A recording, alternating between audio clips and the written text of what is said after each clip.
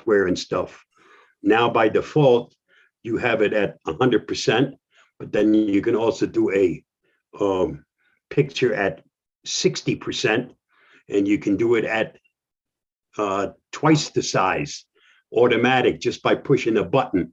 So you can either zoom out, zoom in, or just do a regular picture. And it's amazing how it works. Yeah, I am still contemplating whether I should make the move and get the 6 Pro. This is on the 5. Okay, but it's also there on the it's there on the 6, but it's also there on the 5. It was with the latest update. But I do operating get system. I do get 5. What do you call it? What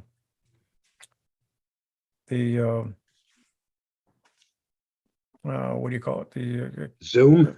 No, the phone system, phone line. Yeah. Instead of 4, what do they call it? It would be 5. So I'd be able to 5G. 5G. Yeah, Yep. 5G on my that way my Pixel would have it and my iPhone would have it. So I am tempted, because you got to pay extra for that anyway. For what? 5G. Yeah, for your phone line. Yeah, you do. No, I don't. You're paying for But then I don't have 5G. It's not available in my area. Okay, well, Yes, I do have it available, but T-Mobile doesn't charge extra for 5G. AT&T does. Well, T-Mobile does not, but it's not in my area, so I'm still on 4. Good morning, everyone. This is Tech for Senior. It's we're just sitting around yakking away here till the show starts at 9 o'clock. No, the top of the hour. Or top of the hour, yeah. I guess the top of the hour. In real time, it'll be noon. If you want to say anything, or you just speak up, and if you're new here, don't be bashful. Just unmute yourself and say hello. If you have any criticism of the show, please talk to Hewie about that, because my feelings are easily hurt. All right. But aside from that, we got a great show for you today. If you want to ask any questions, we have our learned group of people here today. Oh my gosh, we've got experts from all over the place. If you have any questions, just ask. We're happy to share anything. This isn't even the Q&A. This is just the social half hour before the meeting. Social half hour, yeah. Is everybody aware of informed delivery from the U.S. Post Office? Yeah, I talked about it in one of my presentations. Good. Not the last couple of weeks. Yep, I found out about it this morning from my brother, that he got a package that was announced as having been delivered. And when I did the tracer, it told me exactly when it was delivered. And then he looked at his camera and he says, well, they may have delivered it, but it wasn't to my house. And they don't give you an exact address. They just give you the time and the town where it was delivered. And then it says in or near your your mailbox. So, that really helped a whole lot. That's why they don't stop at the mailbox. They just fling this stuff out and keep going. Well, not where I live. Yeah. They actually come and put it on the porch. Yeah, I've been real lucky with that too. Yeah. And the informed delivery is good for people like me that have a post office box. Right. Because I can see, I don't have to take a ride to the post office today. Did nothing but junk. Why bother making the trip? Yep. Yeah, we have a centralized set of boxes for our community. And so I know when I get a package delivered or there's mail there. Did you guys see the article about Costco? And they're putting their 111 Costco's are getting boxes like mailboxes in there for online, like Amazon does for online delivery. So they're so if you want your stuff sent and you want it sent to the actual Costco store and you buy it online, you're going to be able to go and get it a box inside Costco. Walmart does that as well. Yeah, Walmart's have them. Whole Foods have them for Amazon. Yep. So I thought that was interesting. So it's really difficult in Western Canada, where of course I am, the floods and the disruption of some of the major highway systems. Like we're looking at, if you order something on Amazon now, it won't be even delivered for 3 weeks unless it's in the Vancouver warehouse. It ain't coming, and it's a mess. It's really, really disrupted the supply chain. And You're not going to have just withdrawals, are you? I mean, and they're not coming. And Huey, I ordered. Ron, we're losing you. So I ordered. So Yeah, I ordered a sound. So I ordered a sound bar, and the sound bar took 2-3 weeks. It was supposed to come. It didn't come, and Amazon canceled the order. Just boom, they sent me an email saying, "Well, there's a delivery problem," and they canceled the order. So I went out and bought a new sound bar from Best Buy, right? Well, I get a notification it's being delivered today. It's really crazy stuff. Really, really crazy stuff. Carl has his hand up. Carl, go ahead. But they just. All right, I'm back. I just tuned in and I heard a couple comments. One was about 5G, and I think I told you guys I got the One Plus phone. I got it in, I think it was June, and there was no additional charge for 5G with T-Mobile. As a matter of fact, they even upgraded my service because I had, a deal where you had so much data, and now it's unlimited. And I have 2 phones. Me and my significant other both have the same program. And the other thing I heard was about delivery. What's today is Monday. It was Friday at a little after 3 o'clock. I ordered some cleaner for my car, silicone cleaner. Wanted to try it, and I ordered it on Amazon. It was a little after 3 o'clock. It came 4 o'clock the next day, which blew me away. And so I just wanted to mention, and also, who is it that some things are delivered? I don't think Amazon does it, but some of them take a picture when they put it on your doorstep. That's Amazon does that. Okay. Not all of them do, but a lot of them, most of them do. That's all I had, just a couple comments. Most of Amazon, I should say, most of the drivers. I mentioned that I think AT&T is charged extra for the 5G. They aren't. I just have to change plans, and when I change plans, the rate goes up. It's got nothing. And 5G is part of that plan, but I don't think it's specific to it. So I may be wrong by saying that it's an additional charge for it. It's just not included in the plan I have now. Well, I think I mentioned that T-Mobile they have a lower bandwidth network, and they're converting that. AT&T and Verizon bought more bandwidth, so they have to upgrade their networks. But and I think T-Mobile's doing it too. I was in that business for years, but things have changed in 15 years. But they are reusing some of their 2 gigahertz network. So they are encouraging people that are existing members to go to 5G because they want to get the slower, digital players off the network because they can get a lot more users on that existing network. You can't go to 5G if it's not available in your area. And I'm one of those T-Mobile customers. My phone says 5G, but there is no 5G where I live.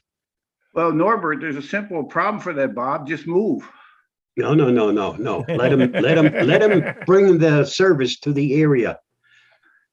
I know what you're saying. Yeah, but I'm surprised where I have it and it works inside my home. But what's interesting though, and I think you probably know this, Bob, is that if you have Wi-Fi, my phone calls, when I go into my home, the 5G turns off on my phone because there's a little 5G symbol on the top of the phone. And so all my calls go through my Wi-Fi if I'm home. Well, that's the only way I can use my service here is through Wi-Fi. T-Mobile supplied me with an addition to that I plug into the router, and that then plugs into the window. Yeah. So I'm a hotspot for the neighborhood. Most of the newer phones have a switch that you can turn on in software that allows you to have Wi-Fi based phone calls Yep. And it cuts down on using the cell towers, and they Yeah. encourage it, but you can turn that off. You know, it's seamless. I don't pay attention. Well, it doesn't Yeah. matter to me because first of all, I got an IP phone at home, so I'm on the network one way or the other. George, Marshall has his hand up. Marshall, go ahead. Yes, thank you. Those of us who are professionals, and there's many in this group, just like any other professional group, have time to time where they have to reach out to another professional to help them resolve an issue. I had such an occasion here recently, and I was very, very pleased and honored that I got the issue resolved very quickly and with perfection, I might add. And so I just like to make a shout out to Ray Baxter for his help. Very good, Ray. Thank you, Marshall. It was good. as I said, it was a pleasure to do it for you and your Navy buddies. You gave service to this country. Least I can do is give a little back. Thank you, sir. There you go. Well done, George Ray. has a question. Well George done. has a George, go question. ahead. George, is it freezing down in Victoria? Well, it was a clear night, eh? Yeah. I Man, went it's out last cold. night and the moon was full. Yeah. I was amazed. I'm doing a preparation for a short presentation tomorrow about preparing for Boxing Day. I'm wondering how big Boxing Day is anymore. I'm in Canada, so it might be bigger here than in the States. Is it a big event in the States, or is it Not a bit. not at all, eh? Not at Well, all. you're going to have a Boxing Day here on deck for seniors in January. Thank you, George, for that. George, does everybody know the history of Boxing Day and why it's called Boxing Day? Do you know why it's called Boxing Day? Boxer Well, my Rebellion. mother used to go around with boxes. I know it was supposed to be delivered to the servants, right? No, well, sort of. I mean, it's an English tradition where, and it was in England. And what happened was that what you did was you boxed up your Christmas gifts that you didn't want the day after Christmas, and you gave them, of course, to the needy, and that was called That's why they called it Boxing Day. It's an old English tradition, and then, of course, I don't know how it got into being a shopping thing, but anyway. That's what we mean by Boxing Day. And when we lived in Mesa for all those years, a lot of people didn't know what Boxing Day was. It's not They don't even common. know it exists. No, they it's don't a even know it exists. It's a Canadian thing, eh? Yeah, it's And a I'm British. wondering, like, it used to be quite a big deal. I remember standing outside Staples, Yeah.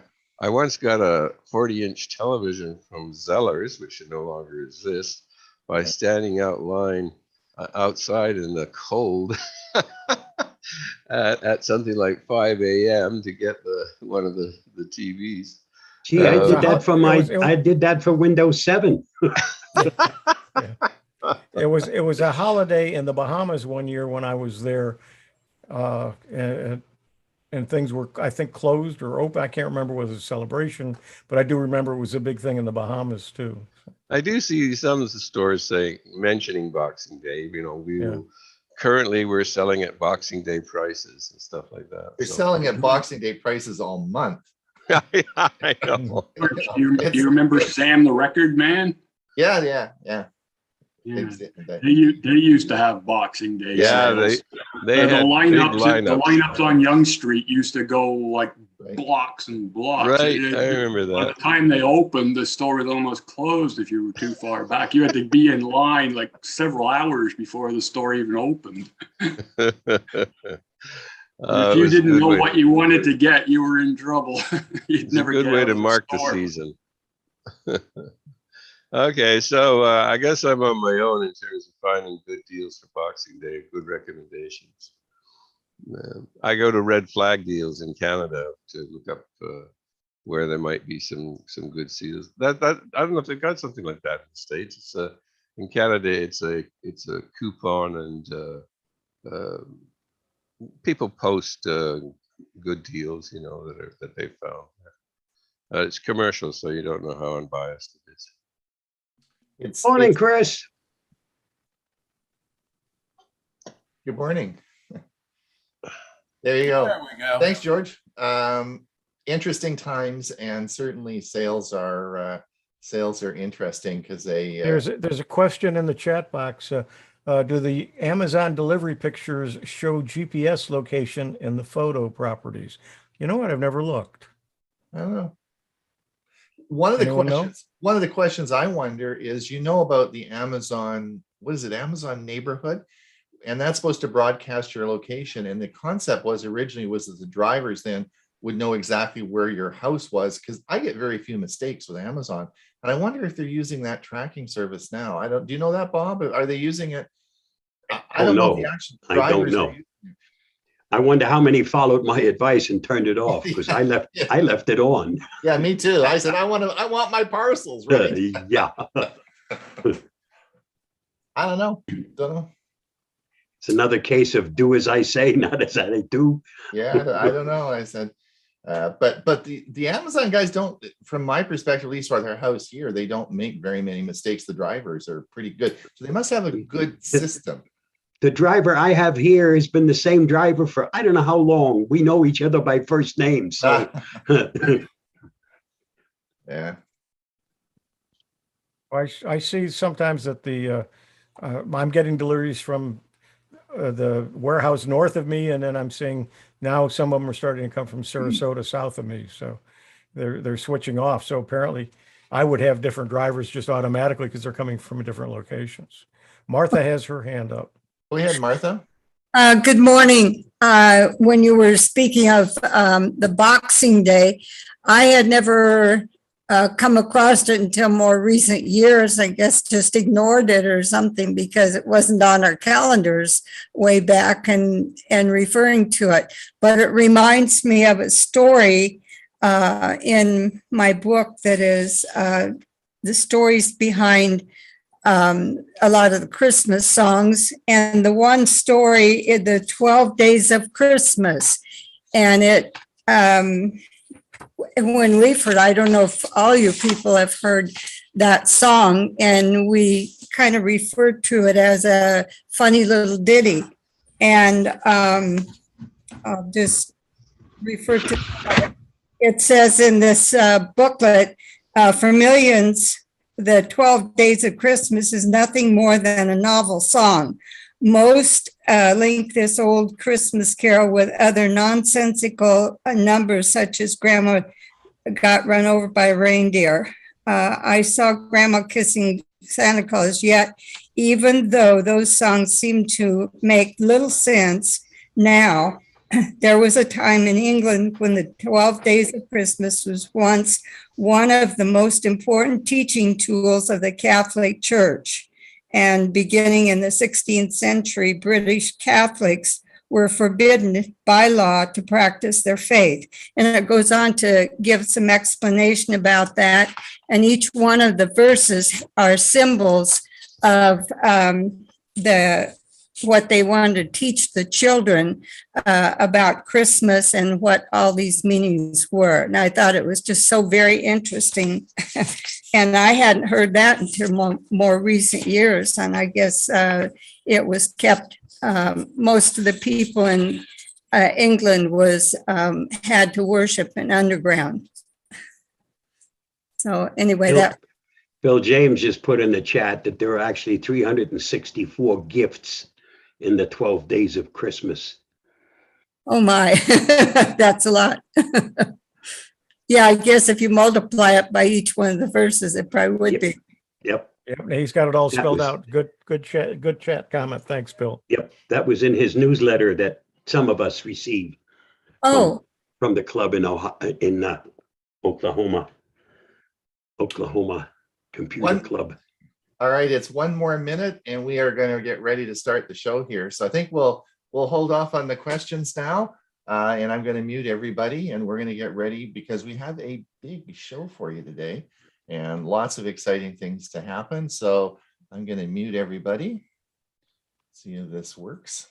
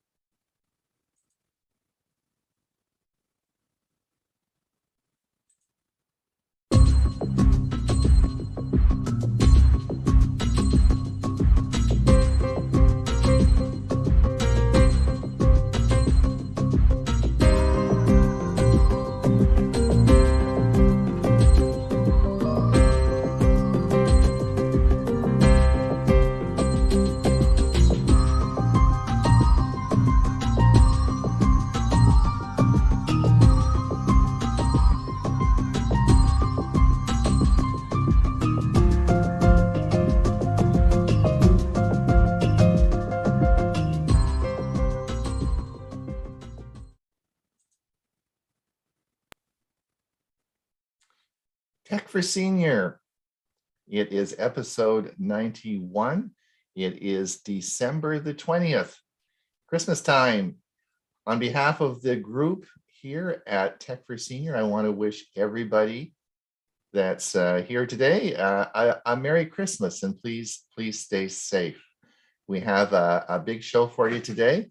As you know, our show today is being broadcast not just on Zoom, which you're here now, it's being broadcast over on YouTube. For those of you who are on YouTube, we will be having the show will end in about 50 minutes, just prior to our music segment. And we do have a question and answer period at top of the hour. If you like to come over and to the Zoom meeting, we have about 64 people in the meeting today. You can come back over and participate in our Q&A session. Once we get to top of the hour and we go to half past the hour, we have our, of course, our free premiere event, which will be on today. And this interesting today, Hewie's going to talk about something that Ray talked about recently, and that's your phone app. Huey, do you remember doing that about a year ago? I sure do, and I still use it too. In fact, it was 1 year ago. Dewey's going to talk on 5G phones. We had a little bit of a chat about that in our pre-meeting, and I'm going to talk on two-factor authentication. I forgot I actually did a two-part series a year ago, so it's not the recent one we just did. I did it again about a year ago, so that will all be at half past the hour. So welcome everyone. We have lots of news this week. I wanted to get a few words in before we get the show started. As you know, the news of the day today was Google pulls a rabbit out of the hat and restores Disney service to YouTube just after 1 day. They pulled the plug and it's back. That is the big tech news today. Google has made up with Disney. There you go. So if you have YouTube, that's great news for everyone.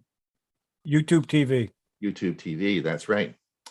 The next thing is, of course, Hewie and I are at the gym these days. We have our boxing gloves on and we are going to duke it out. Hewie went and got some new boxing gloves. We are going to have the big fight on January the 17th. We decided that'll give us a couple of weeks to practice up our boxing skills.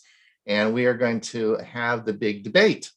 And of course, the debate is, should you back up your hard drive? And Huey's going to argue for it. And I'm going to say it's a waste of time. You should not back up your hard drive.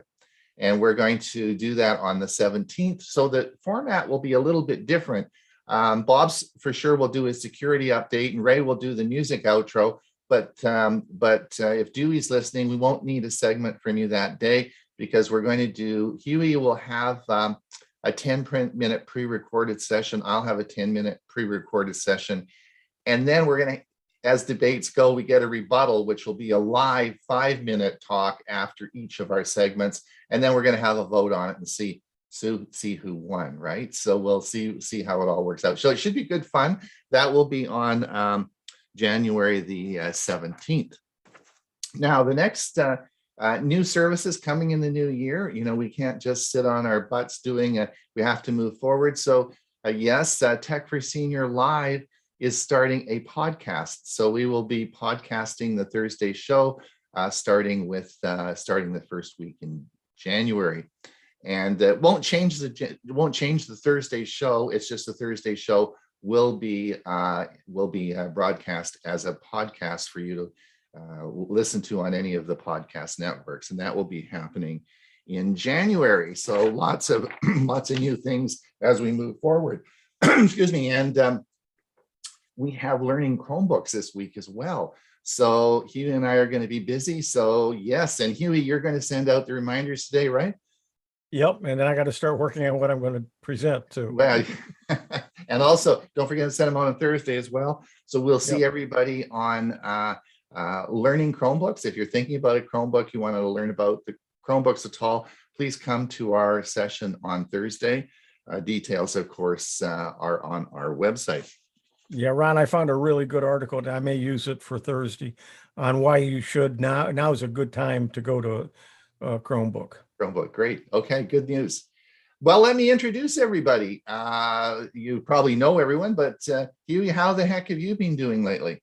I'm doing great, finding all kinds of new things and playing with all the new toys and just having a ball and loving all the shows that we do. We just have a lot of fun. We do have a lot of fun, I'll tell you that. Speaking of fun, let's talk to Bob. Bob's the fun guy. How the heck are you doing? Just fine. Mm-hmm. Getting ready for Christmas. Are you getting a lot? Are your family all coming up to your place, or because you have No. One of my granddaughters, they just bought a new house, and it's a pretty sizable house, over 3,000 square feet. So along with buying the new house, and they have all the room, we are gathering at her house. Everybody will be bringing stuff, but that will be the gathering place. Very good. Very good. And Ray, tell me, are you inundated with snow in the mountains there yet? No, but we had a little bit about a week ago, maybe 2 or 3 inches, and it's all gone already, and I didn't have to shovel an inch. So that's the kind of snow I like. Here today, gone tomorrow.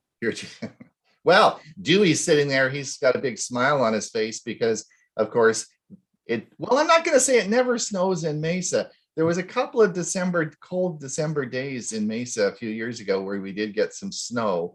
So, but he's generally smiling because, of course, it doesn't generally snow in Mesa, right? Right, Dewey? That is correct. Years ago, once we had as low as 17 degrees. I had to cover my orange tree with a tarp and put an electric heater in it to keep it from freezing up. But it's been very nice here. We haven't gotten any lower than about 40, low 40s overnight so far. But all is well. And Bill, what's Oklahoma doing? Muted. It's cold today, but I understand that next week we're going to have an 80-degree day. I'm wondering if that will be Christmas Day, but it'll be interesting to see how that happens. But I hope you read my article tomorrow. It's going to be a real surprise and rather interesting. I won't let out any more about that. All right, very good. Well, I keep ordering those. Most of your gadgets, I order them. I think I'm going to order one of these just for curiosity. The problem is they take forever to come. They're not sort of readily available. Yeah, they're kind of off on. A lot of them have the offshore presence. I think this one's local though. Okay. Well, at least in the U.S. All right, that's good. Well, anyway, that's good. We look forward because remember, everyone, the newsletter comes out on Tuesday and Saturday, and in the Saturday edition, you will see the schedule for our Monday show. So if you want to find out what's on the show on Monday, look at it on Saturday. And of course, you probably all saw my intro, my airplane ride to introduce the show today that we put out a couple of days ago. Is Gord, my buddy Gord, he's the pilot that flew the plane. Is Gord here? I don't know. Unmute yourself, Gord, if you're here. He said he might come on. It's a nice day here. It's cold. Maybe he went flying today, but Gord flew the plane, which was sort of fun. So anyway, that's great. All right, Bob, are you ready to roll? Certainly. There you I'm go. usually try to be ready unless I. Okay.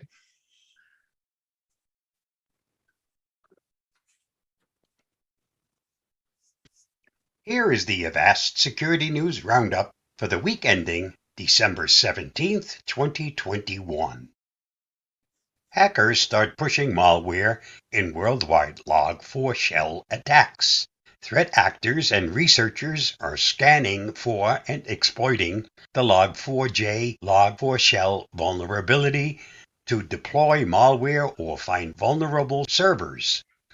In this article, we have compiled the known payloads, scans, and attacks using the Log4j vulnerability Early Friday morning, an exploit was publicly released for a critical zero-day vulnerability dubbed Log4Shell in the Apache Log4j Java-based logging platform used to access web servers and application logs. As soon as the vulnerability was released, we saw threat actors exploiting the Log4Shell vulnerability to execute shell scripts that downloaded and installed various crypto miners.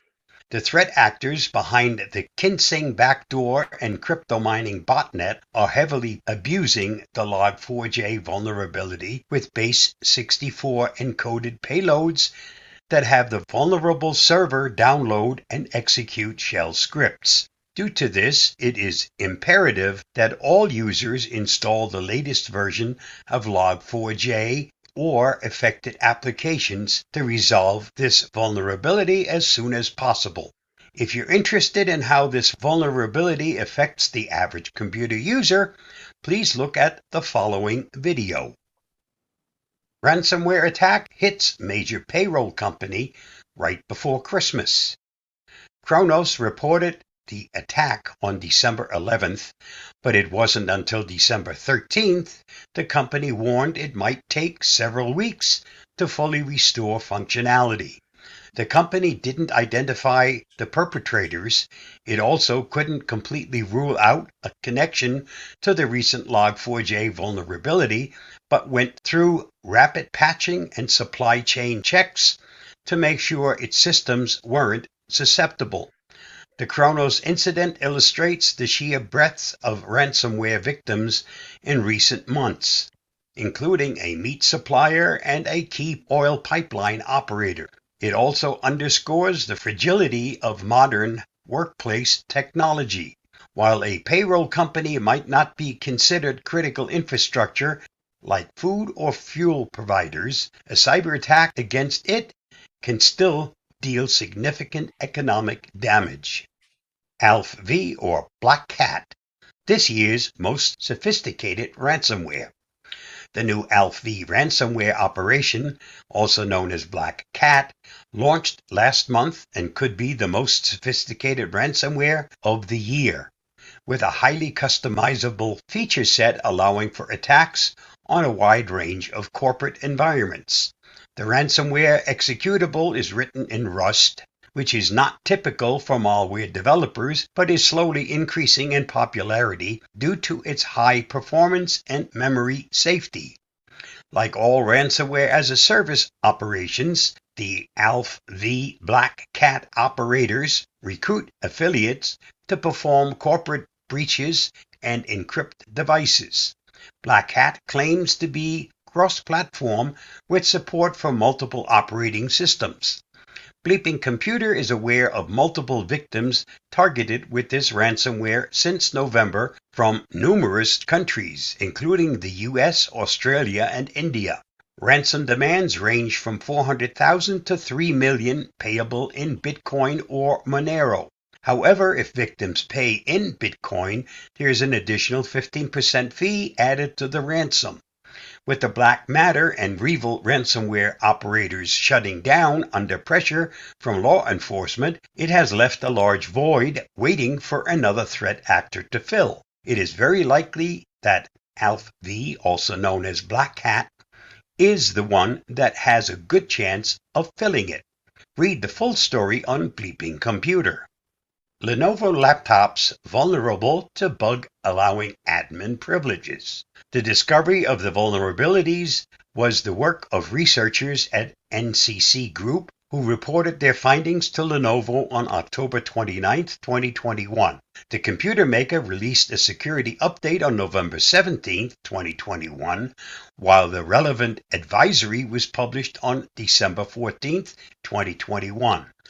All Windows users with Lenovo laptops or desktops running the IM controller version 1.1.20.2 or older are advised to upgrade to the latest available version, 1.1.20.3.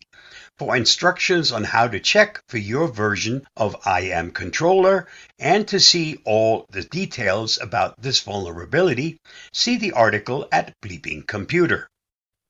Censorship and civil attacks threaten Tor. Anonymity service Tor has been blocked by the Russian government and impersonated by an unknown bad actor.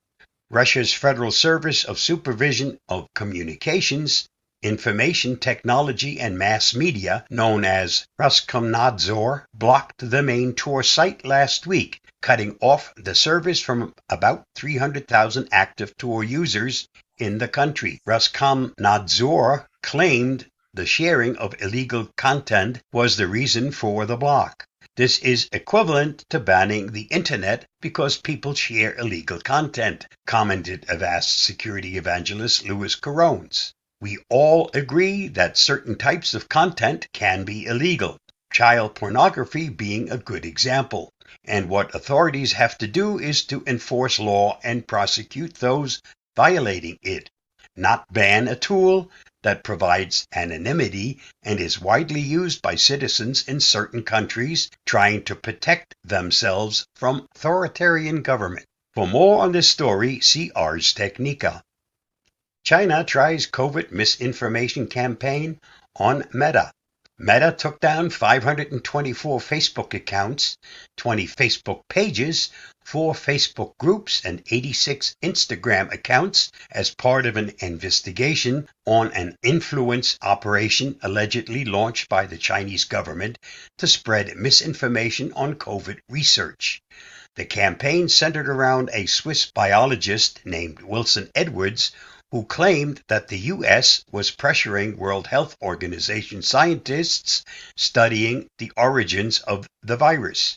According to the Swiss embassy in Beijing, Wilson Edwards does not exist. Upon the announcement, Meta took down the posts and began an investigation. For more, see The Verge. Billions of Wi-Fi and Bluetooth chips have coexistence bugs. Researchers have proved that it is possible to extract passwords and manipulate traffic on a Wi-Fi chip by targeting the device's Bluetooth component, though Wi-Fi and Bluetooth are two separate services on the device. They share the same resources, such as the antenna or wireless spectrum. Using multiple flaws in chips architecture and protocols, those shared resources can be used as a bridge to launch lateral attacks that include code execution, memory readout, and denial of service. Because the coexistent bug takes the advantage of the chip's physical architecture, the threat will exist until new chips are created. In the meanwhile, Bleeping Computer suggests the users delete unnecessary Bluetooth device pairings, remove unused Wi-Fi networks from the settings, and use cellular instead of Wi-Fi in public places. See the full story on Bleeping Computer. This week's must-read on the Avast blog. When it comes to cybersecurity trends and threats, what can we expect to see in the next year? Tune in as Avast experts predict and warn of audio deepfakes, optimized ransomware campaigns, and crypto malware in 2022. Read the article at the link listed, or watch my video on this topic at the following link. And that wraps up this week's Avast Security News Roundup. Stay safe, stay secure, and I'll see you again next week. Bye-bye. Thanks, Bob. That was great. I wanted Lots of tongue twisters this week. I like your Russian. You did pretty. How much did you practice to get that name right? A couple of times. Anyway, Bob does a great job. He also does a lot of other videos that all can be found at his website, and we list the links all in our newsletter, which of course will be out tomorrow. And if you want to look at some of the other videos Bob has done, they are very good. And he's, I would say you're prolific, right? That'd be a good word to use. Okay. Yep. All right. So we will now, Dewey bought a new phone, or I guess he bought it for Joanne. And we're going to see what he has to say. Let's get this ready to go here, and we'll see what he has to say. Good morning, everyone. I'm Dewey, and my Tech Talk topic for today is buying a new Samsung phone. Bad news and good news. In early November, my wife Joanne's Samsung Galaxy S9 Plus phone, when she was on a phone call, barely audible. To speakerphone or use her Bluetooth earbuds. Now, this problem is usually caused by dirt and matter lodging in the teensy tiny hole near the top of the phone, on the face of the phone, where the ear speaker is. I cleaned it thoroughly, but the problem persisted. So I concluded that the very low volume problem was likely hardware related instead and probably not fixable. By coincidence, a few days later, I received an email promo from Samsung that included a buy one, get one free special on the Galaxy S21, S21 Plus, and S21 Ultra. I checked out. I really did quite a study on the Galaxy S21 line of phones and found that they were quite highly regarded and rated. The $800 S21 is similar in size to my Galaxy S8.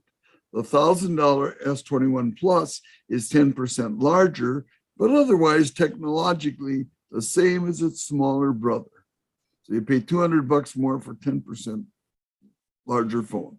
The $1,200 S21 Ultra is larger yet and weighs a half pound. It's a big phone. Its camera system, especially its 8K video camera, is drawing universal rave reviews. It's a highly regarded phone.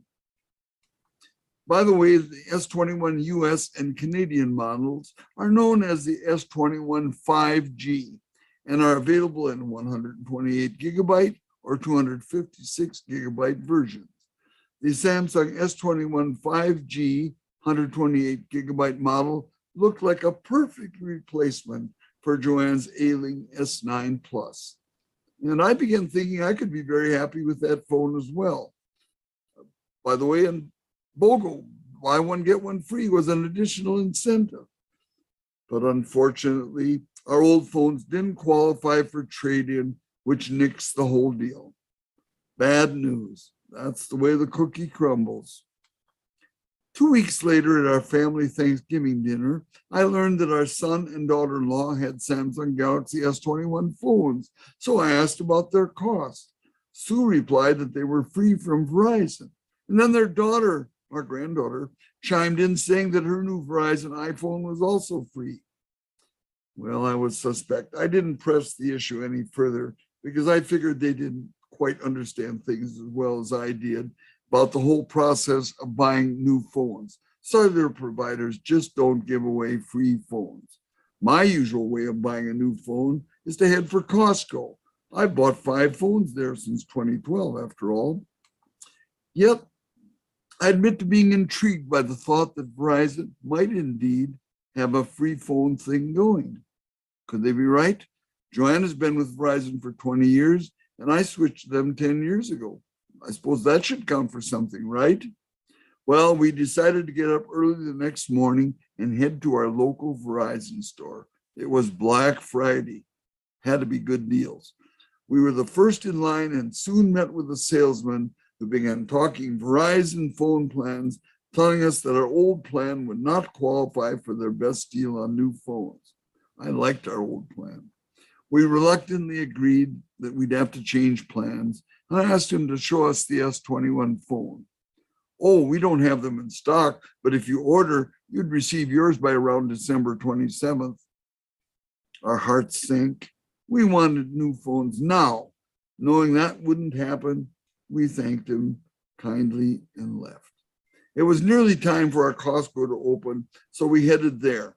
We met with the salesman at the kiosk and learned that they had no S21s now and no idea when and if they would again be available. Is this another supply chain problem? Just more bad news. We were leaving Minnesota in 4 days to fly to Arizona, so we had to put any thought of new phones on the back burner for a while.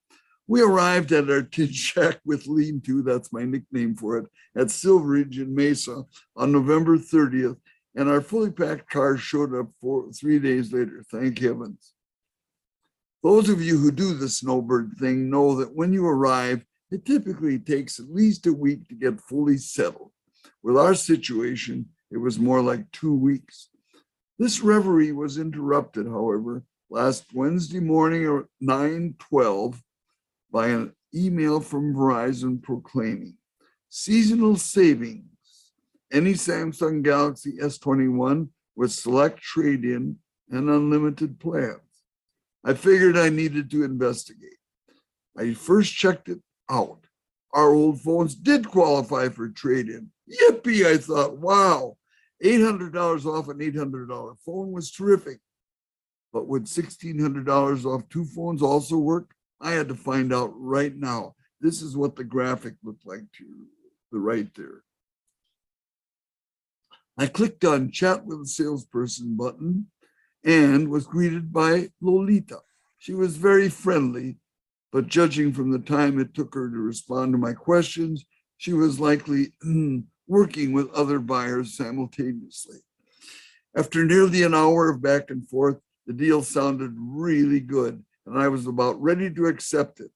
However, there was one thing, I can't even remember what it was, it bothered me and I needed to check it out. But when I returned to reply to Lolita, the chat page was gone. Poof, everything had evaporated. Bad news galore. My countenance was beset with exasperation and disgust. So I closed down my computer. I'll tell you, the juice had fled this turnip. When Joanne returned home later, I told her what had happened and asked her if she'd be willing to go with me to the nearby Verizon store to see if they offered the same $800 off on the $800 Galaxy S21 5G phone. She was eager to cooperate because the nearly inaudible ear speaker sound on her beloved Galaxy S9 Plus had really become frustrating for her. We arrived at the store at 3 p.m., signed in, and were told it would be about a 90-minute wait. By the way, that's a photo of the actual store. Ron Brown would remember the store. It's on Power Road, just north of Highway 60. In a little over an hour, we were called and introduced to our salesperson, Ty, who happened to be the store manager. He was very pleasant and very smart. We happily learned that he was able to offer the same $800 credit toward an $800 phone and offer the same deal on 2 phones. We knew this meant we would lose our great old data plan and had to switch to Verizon's unlimited plan, which cost roughly $12 a month more than our old data plan for a 24-month period. Amounts to a little less than $300.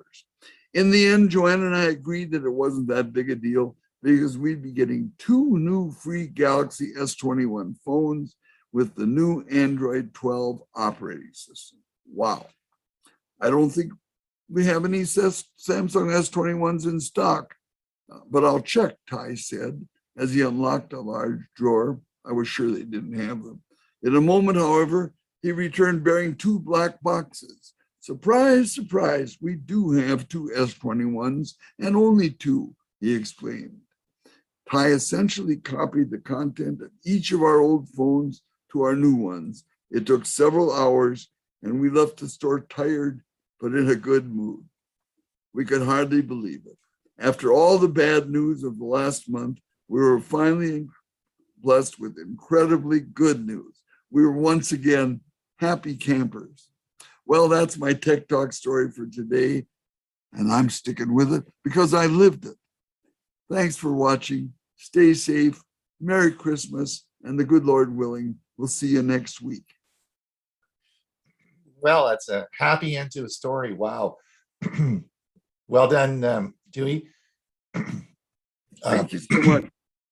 So what do you think of the phones? Do you like them? Like them very much. I like the new Android 12 operating system very much. I can tell a lot of differences. It's a great change. Right. I would say that generally, in my experience with cell phone companies, if you go down to and meet the salespeople, you usually get a much happier experience than doing something online. I just like to look at their eyeballs and talk to them. What do you think, Dewey? I guess after what I've been through, I would certainly agree. All right. Okay, let's get on. I've got. I want to talk a little bit. Those of you who are on watching our Zoom meeting today should be getting live transcription in your box. You should be getting this as a live transcription service. So I want to talk a little bit how to enable that in Zoom. So that's our talk today. Let me share my screen. We'll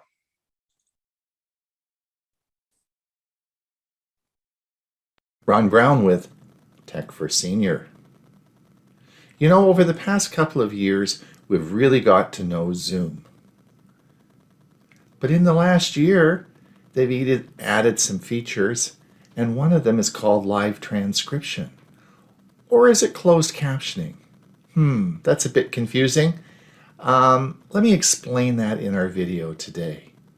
It sure is a great feature and will help people with hearing. Let me show you how this works. Now you remember the like and subscribe thing.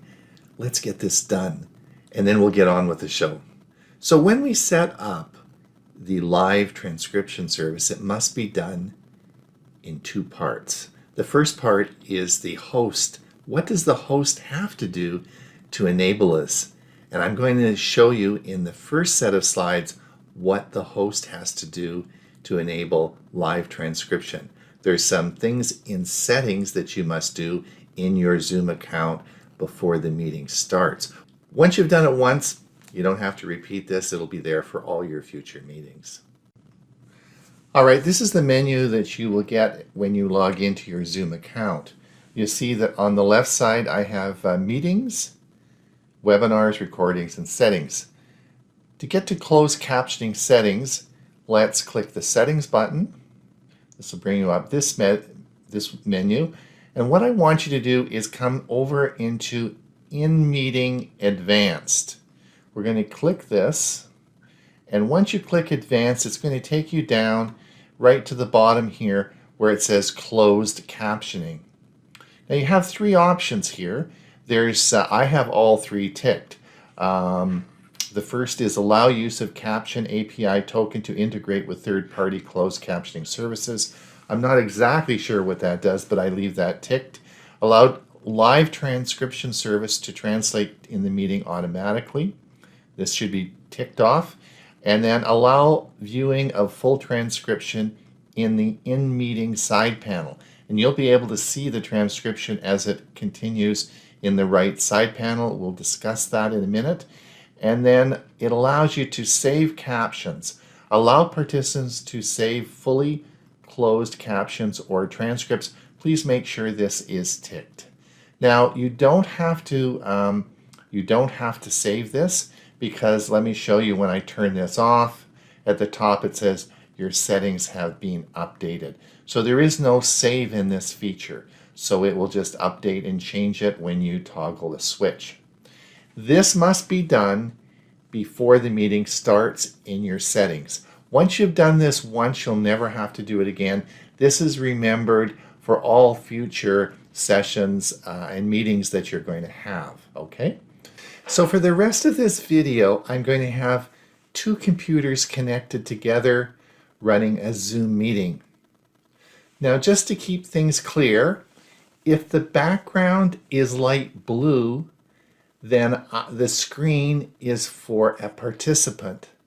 If the background is a light green, then the screen is for a host. And we will be moving back and forth between two different screens. So to keep it easy for you to understand, I've made blue for participants and green for host.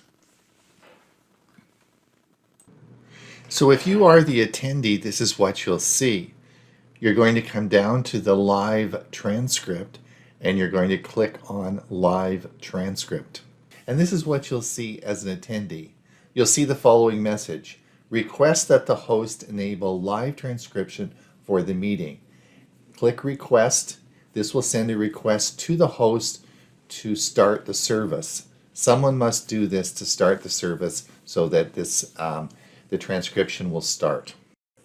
Now as host, this is what you're going to get on your screen. It's going to say Ron Brown requests that live transcription be enabled for the meeting. And you have three options. You can either enable it by clicking the blue button, you can decline, and you also can decline and don't ask again. So so the same person can't keep re-asking this. As a good host, you would want to enable this feature to allow people with hearing problems to be able to participate in your meeting. You would enable this feature, and at the top of the menu, you'll see live transcript closed captioning has been enabled. Now, as the host, you don't have to wait for someone to ask you to enable live transcription. At the beginning of the meeting, you can simply go back down to the bottom of your menu and click on live transcription. You'll then be brought up to this menu and you have a number of choices. At the top, you can assign someone to participate to type in the live transcription, or you can type it.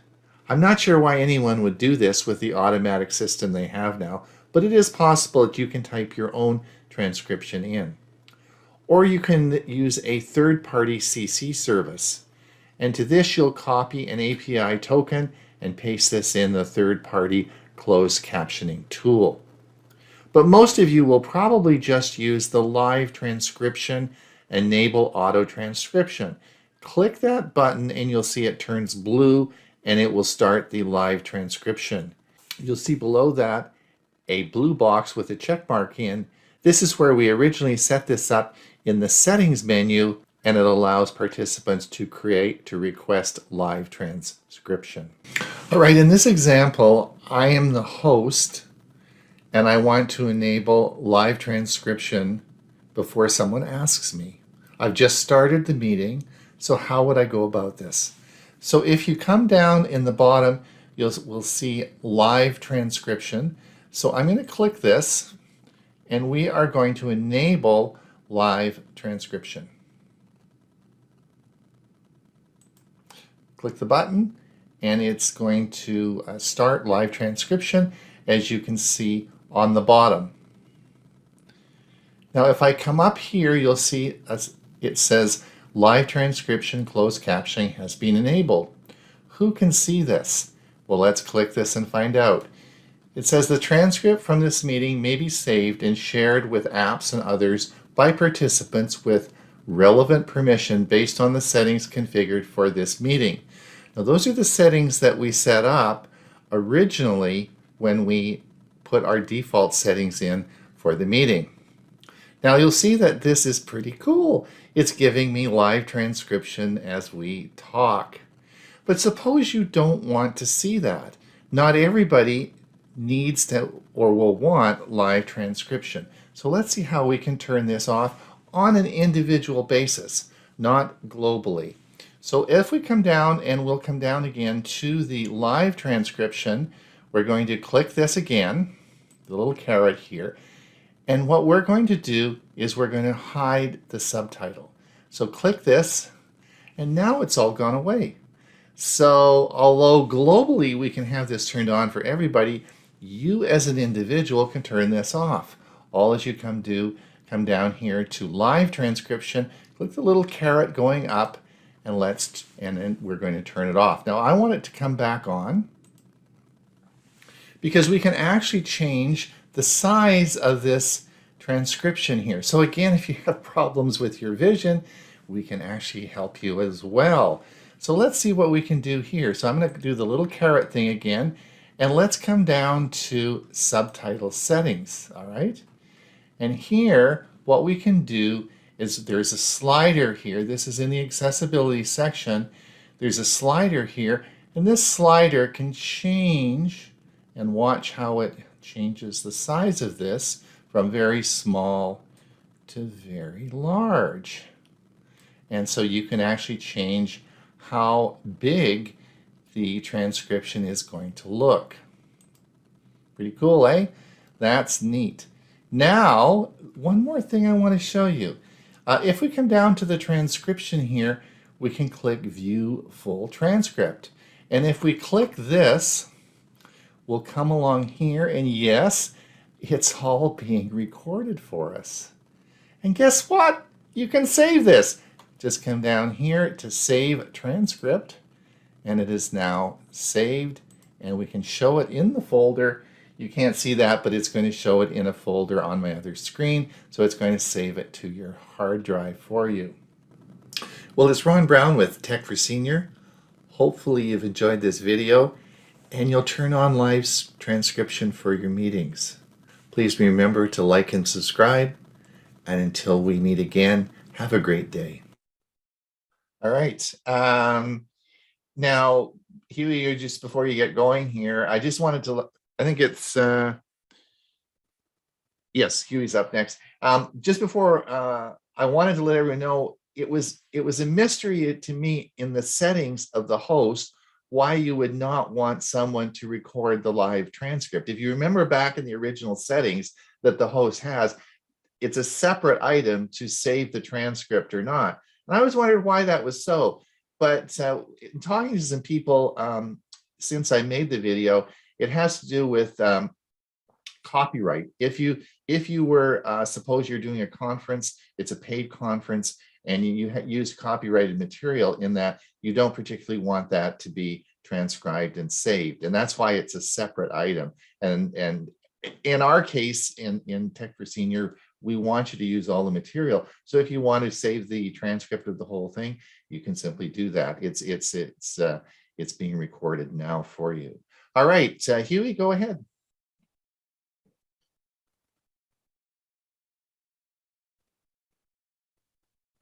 I better unmute. That'd be good. And a couple of things I want to do. I'm going to do one thing first, and I just want to do this first. And they're going to let me do it. Okay. Never mind. We will do what I'm supposed to do. So I got to go back and share video.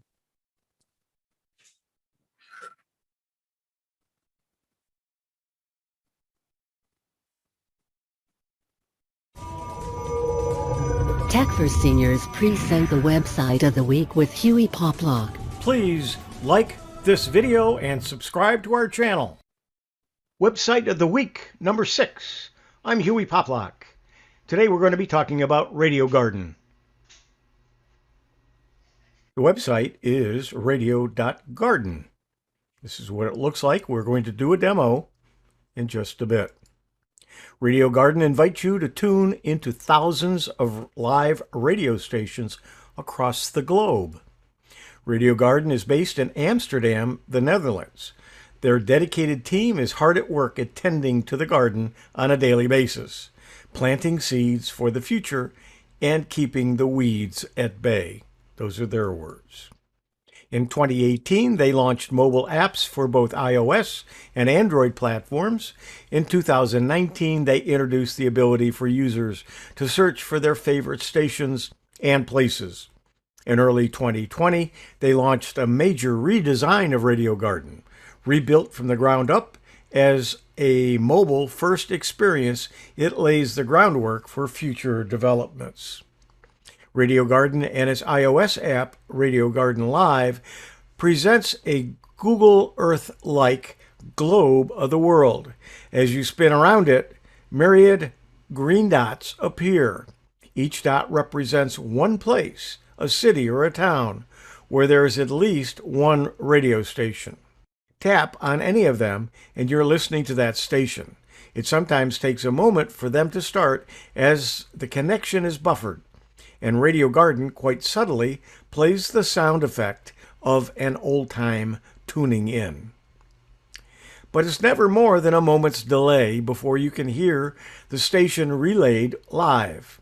If you like the station, you can mark it as a favorite, and you really should.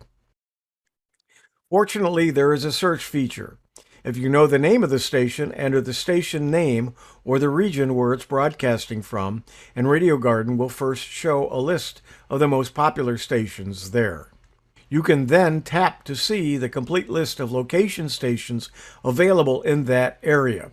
And whichever way you find a station, you can then share it with others or tap to see where it is located on the globe. Radio Garden works on iPhone, iPad, Android, Chromebooks, Mac, or a PC. Radio Garden is free, ad-supported app on the iOS App Store. There's an in-app purchase of $2.99 to remove the advertising. There is an Android version of the app that does work on Chromebooks. For the demo, I'm using the browser version on my PC. Here's how it looks in the Chromebook Play Store and on the Chromebook. If you have it full screen, it's going to look like the left. If you have it partial screen, it will look like it is on the right. Here is a screen capture from my Samsung Android phone and from my iPhone before you install the program. Here's how it looks like on the Chrome browser on my PC. We're going to look at that in just a moment. Please note, due to copyright issues, when I go to a radio station, you will not hear the broadcast. To listen to any stations on Radio Garden, you'll have to visit the site or use the app. When you try the site, you will hear the actual radio station live.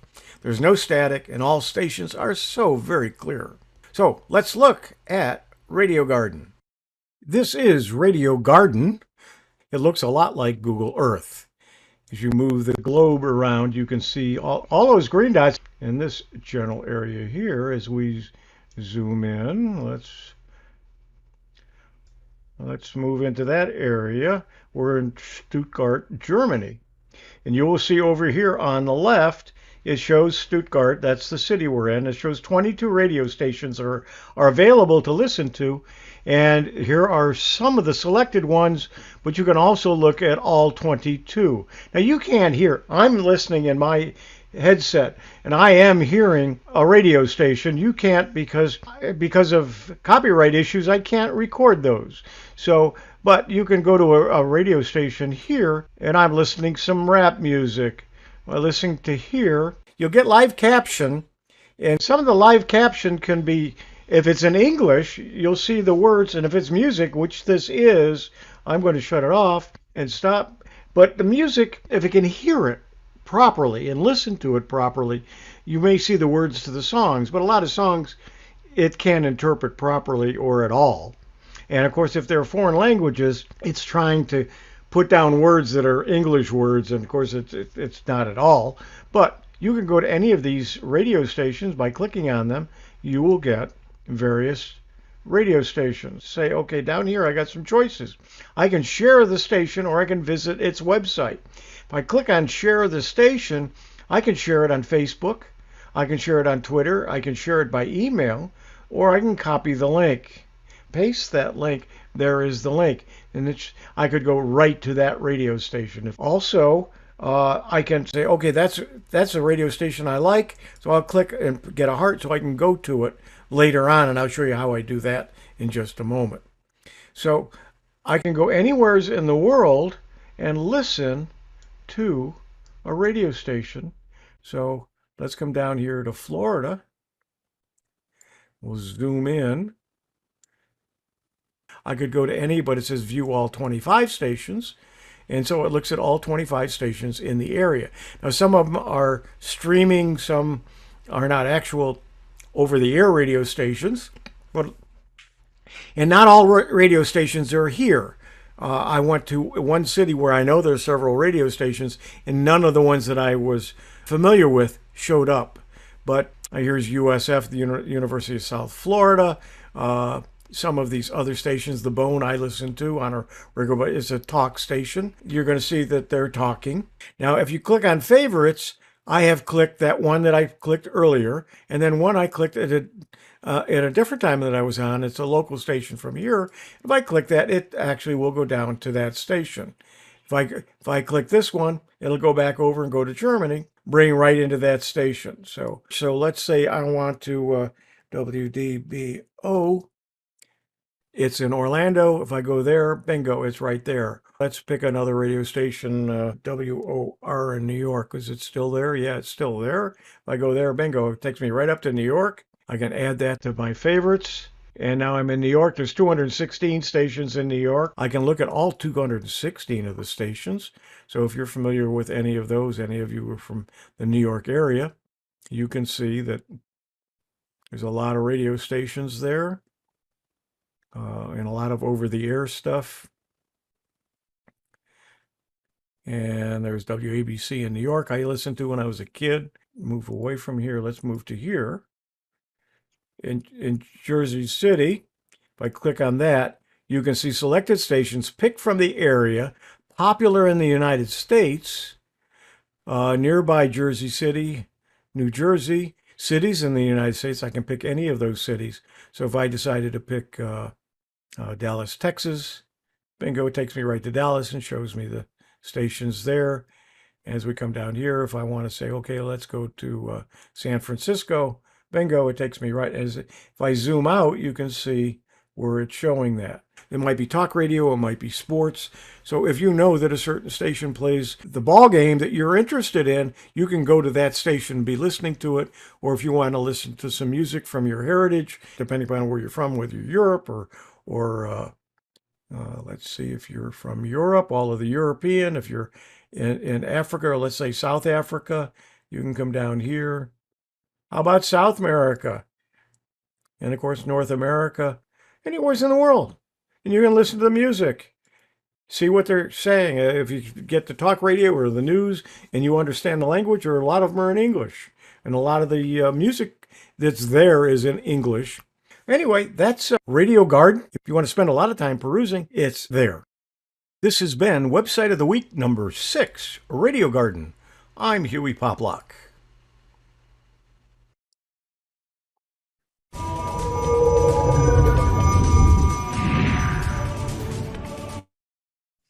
That's it. There you go. Thanks, Hewie. That was very interesting. I'm anxious to try it out. It looks good. Ray, Bob, are you ready to roll? Unmute yourself.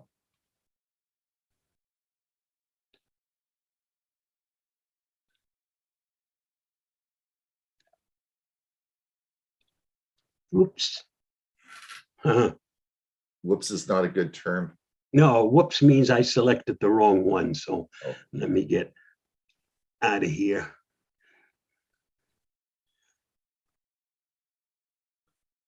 And share.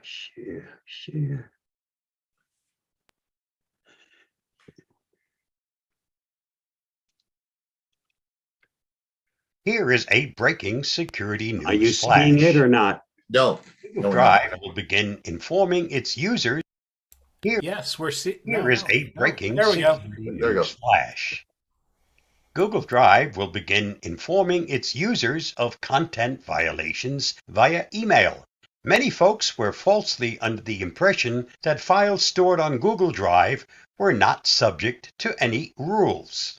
This latest news flash from Google reminds us that this was never the case. There were always rules, and if you broke them, that file would be flagged and simply not be allowed to be shared. With Google's latest move, you will now be notified via email that there is a violation that you need to address.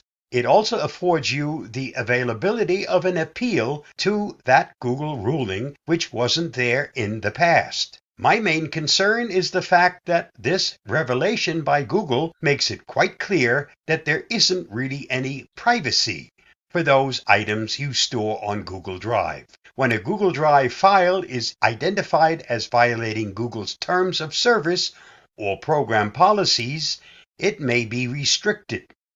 When it's restricted, you may see a flag next to the file name, you won't be able to share it, and your file will no longer be publicly accessible, even to people who have the link. If you use Google Drive for everything, do not store things there that don't belong. On one side of the coin, you must keep in mind that Google is still a company and your storage is still not completely private if you consider how artificial intelligence and machine learning combs through to find things that violate the service's terms. On the other hand of the coin, anyone who is caught up in practices that match anything listed on the abuse program policy should be caught, and they'd have to be extremely dumb to use cloud storage for those kinds of things anyway. Thanks to Chrome Unboxed for their excellent article on this topic. Just follow the link below. Stay safe, stay secure, and realize there is a difference between privacy and security. More security news flashes as they break. Thanks, Bob. There may be some questions about that in the Q&A. This is an interesting topic, eh? Interesting. Yep, We talked about it last Thursday on our we show. sure did. And we had quite a bit of back and forth as to what Yeah. and what not. So, Yeah. yep. All right, Ray, are you ready to roll? Let me say goodbye to those folks over on YouTube. Thanks for coming. We're now moving into our YouTube segment. So I want to say, our music segment. So I want to say goodbye. We'll see you same time, same place next week. We still have lots of room over here on our Zoom meeting if you want to pop over and participate in the